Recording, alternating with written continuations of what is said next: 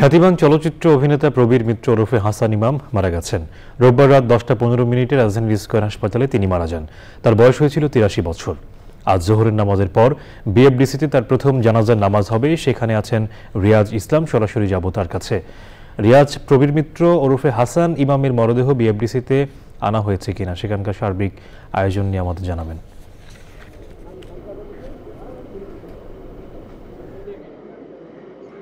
সামির, আমি এই মুহূর্তে রয়েছি বিএফডিসিতে। সকাল বেলা 12টার সময় কিন্তু প্রবীর মিত্রের মরদেহ নিয়ে আসা হয়েছে বিএফডিসিতে। সেখানে তার প্রতি শ্রদ্ধা নিবেদন করছেন সব স্তরের মানুষ এবং বিভিন্ন যে চলচ্চিত্র সংগঠন রয়েছে আমরা তাদের সাথে কথা বলেছিলাম। তারা জানিয়েছেন এখানে বেলা 1:30টার সময় তার প্রথম জানাজা অনুষ্ঠিত হবে। তারপর তাকে নিয়ে যাওয়া হবে চ্যানেল আইতে, সেখানে তার দ্বিতীয় জানাজা হবে।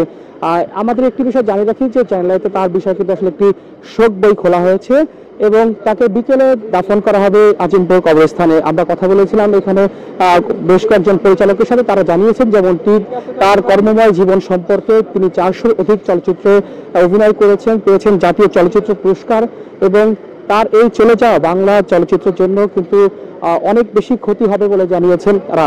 তবে এখন পর্যন্ত সব ধরনের প্রস্তুতি রয়েছে এই জানাজার আয়োজন সব যায় এবং বেলা 1:30টার সময় কিন্তু তাকে এখানে প্রথম জানাজা অনুষ্ঠিত হওয়ার কথা রয়েছে। সামির, রিয়াজ, আপনাকে ধন্যবাদ আমাদের সঙ্গে যুক্ত হওয়ার জন্য।